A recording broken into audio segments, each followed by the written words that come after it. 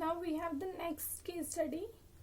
वो है तुम्हारी Naman and Govind after finishing their graduation under vocational stream decided to start their own travel agency which will book rail tickets and air ticket on commission basis. Naman और गोविंद ने अपनी graduation complete की vocational courses vocational stream के साथ और decide किया कि वो क्या करेंगे, अपनी खुद की ट्रैवल एजेंसी खोलेंगे, रेल टिकट बुक करेंगे, एयर टिकट बुक करेंगे कमीशन बेसिस पे। They also thought of providing ticket with in 10 minutes through the use of internet. उन्होंने ये भी सोचा कि वो 10 मिनट के अंदर टिकट दे देंगे लोगों को, क्या यूज करके, internet. They discuss the idea with their professor mister Mehta who like the idea and suggested them to first analyse the business environment. ये कह रहा है उन्होंने ये आइडिया अपने प्रोफेसर मिस्टर मेहता के साथ डिस्कस किया, उनको आइडिया पसंद आया और उन्होंने सजेस्ट किया उन्हें कि पहले बिजनेस एनवायरनमेंट को एनालाइज करो जिसमें इन्वेस्टर्स होते हैं, कॉम्पिटिटर्स होते हैं, अदर फोर्सेस होती हैं लाइक सोशल, पॉलिटिकल एटसेट्रा। दे में इफेक्ट देयर बिजनेस डायरेक्टली और इनडायरेक्टली। कह रहा है उसने क्या सजेस्ट किया उसको कि पहले जा करके जो बिजनेस के इतने सारे कंपोनेंट्स होते हैं, इन्वेस्टर, कॉम्पिटिटर और उसके अलावा सोशल पॉलिटिकल एनवायरनमेंट जो है उसको क्या करो, एनालाइज करो। दैट में अफेक्ट देयर बिजनेस डायरेक्टली और इनडायरेक्टली। ये आपके बिजनेस को क्या करेंगे, डायरेक्टली या इनडायरेक्टली क्या करेंगे, अफेक्ट करेंगे। He further told them about the technological improvement and shift in consumer preferences that were taking place and hence they should be aware of the environmental trend and change which may hinder their business performance। ये कह रहा उन्होंने उसके बाद उनको कहा कि technological improvement के बारे में भी सोचो और जिस टेक्नोलॉजिकल इम्प्रूवमेंट की वजह से कंज्यूमर के प्रेफरेंसेस में क्या आ चुका है, चेंज आ चुका है, शिफ्ट आ चुका है। तो उन्होंने बोला इस बारे में भी अवेयर रहो कि इन्वायरमेंट में क्या ट्रेंड चल रहे हैं, क्या चेंज आ रहे हैं जो क्या बन सकते हैं, रुकावट बन सकते हैं उनकी बिजनेस परफॉर्मेंस के लिए। He emphasized on making plans keeping in mind the threat posed by the competitors. उन्होंने ये भी बोला कि अपने दिमाग में ये भी रख के चलो कि तुमने प्लान बनाना है जो कॉम्पिटिटर तुम्हें थ्रेट देंगे उनके लिए, so that they can deal with the situation effectively. उन्होंने कहा इसके बाद ही तुम्हें क्या हो पाएगा, अच्छे से तुम सिचुएशन को डील कर पाओगे। This alignment of business operation with the business environment will result in better performance. तो उन्होंने ये बोला अब जो भी बातें मैंने तुम्हें बताई हैं कि ये चीजें होंगी, अगर तुम इन बातों के बारे में ध्यान रखोगे, इन बातों को सोचोगे अच्छे से और प्लान करोगे इनके अकॉर्डिंग, तो ऑब्वियस सी बात है तुम्हें क्या मिलेंगे, बेटर परफॉर्मेंस के रिजल्ट मिलेंगे। फर्स्ट ये पूछ रहा है question, identify state the component of business environment highlighted in the above para. इसमें जो मेनली वैसे कंपोनेंट, इसमें बहुत सारे कंपोनेंट हमने पढ़े थे, इंटरनल और एक्सटर्नल। इंटरनल के बारे में तो लिखा नहीं हुआ, एक्सटर्नल में माइक्रो और मैक्रो पढ़े थे, उसमें बहुत सारे गिवन है यहाँ पे, बट वो भी लिख सकते हो तुम। उसके अलावा इसने इन्वायरमेंट से रिलेटेड टेक्नोलॉजिकल इम्प्रूवमेंट्स की बात की है। देखो कोई भी यहाँ पे देखो एक्सप्लेन्ड नहीं है, कई चीजें इन्वेस्टर कॉम्पिटिटर लिखा हुआ है बट एक्सप्लेन नहीं है। जो एक्सप्लेनेशन मिल रही है तुम्हें वो तुम्हारी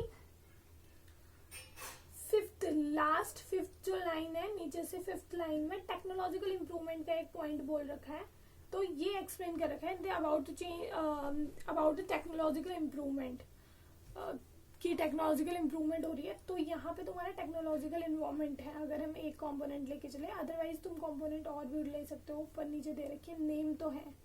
आगे सेकंड पॉइंट है state any two features of business environment as discussed by the professor Mehta with Naman and Govind. अब ये कह रहा है दो फीचर्स बताओ बिजनेस इन्वायरमेंट के जो आपके मिस्टर मेहता ने डिस्कस कर रखे हैं ऊपर।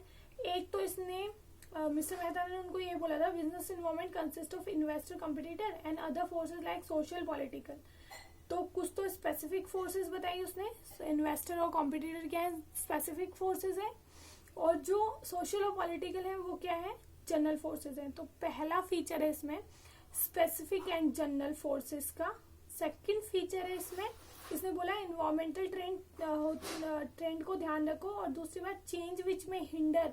जो लास्ट थर्ड लाइन है उसमें उसने बोला कि चेंजेस होते रहते हैं बिजनेस इन्वायरमेंट में। तो हमने ये पढ़ा था कि बिजनेस इन्वायरमेंट क्या है, डायनामिक नेचर का है। तो इसमें दो फीचर्स जो है, पहला है specific and general forces, second one is dynamic nature. ये है इसके फीचर। उसके बाद है third point, also state 2 points of importance of business environment.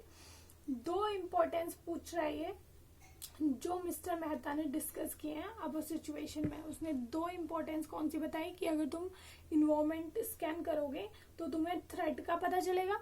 Threat है, थ्रेट के लिए हमने पॉइंट पढ़ा था आइडेंटिफाई थ्रेट्स, वार्निंग सिग्नल्स का पॉइंट था सेकंड पॉइंट, वार्निंग सिग्नल्स मिलते हैं हमें।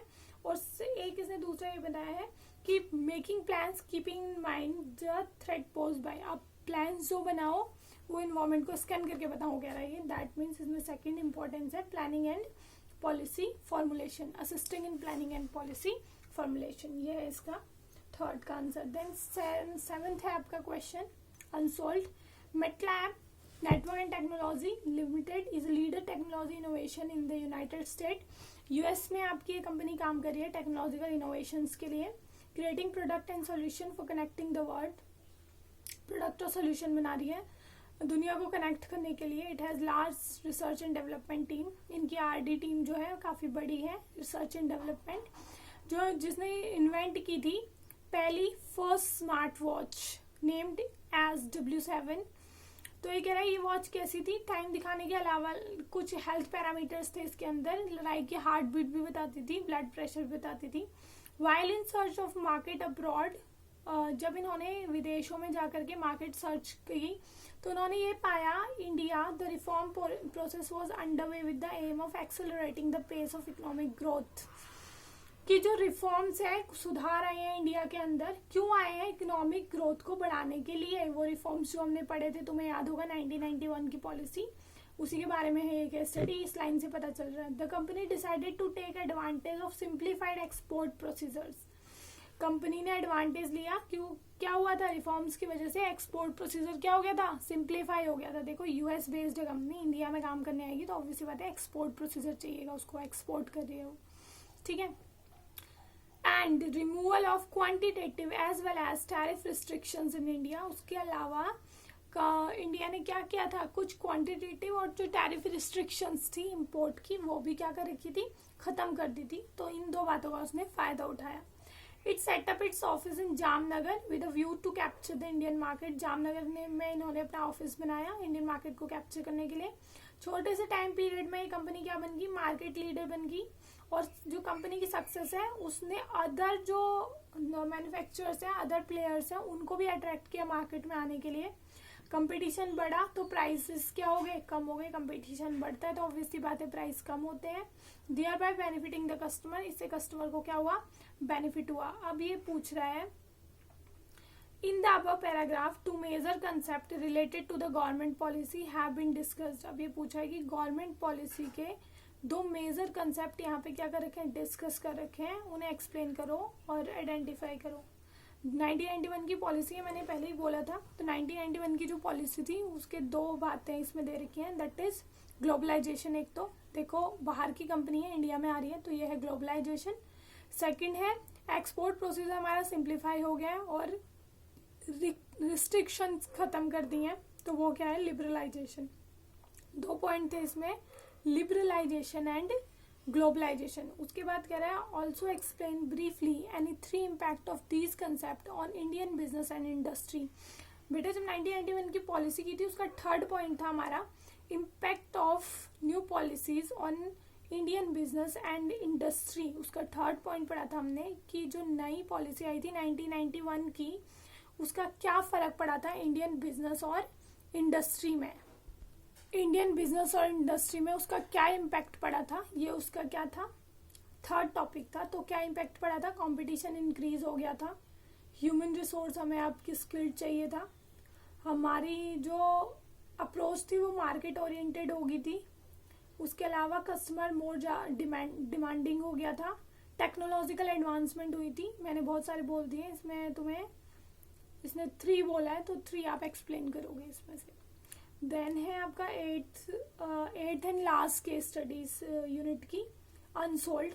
Konark limited is an electric goods manufacturing enterprises situation in Sipri Madhya Pradesh. Konark limited electric good manufacture करती है और कहाँ सिचुएटेड है, शिवपुरी में, that is in Madhya Pradesh. It is earning a very low revenue in comparison to a competing electronic goods manufacturing enterprises. इसको क्या हो रहा है, कम रेवेन्यू हो रहे हैं. अगर हम कंपैरिजन करके देखें एक दूसरी कंपनी जो सेम मैन्युफैक्चरिंग करती है नोवा लिमिटेड के साथ, जो मुंबई में सिचुएटेड है.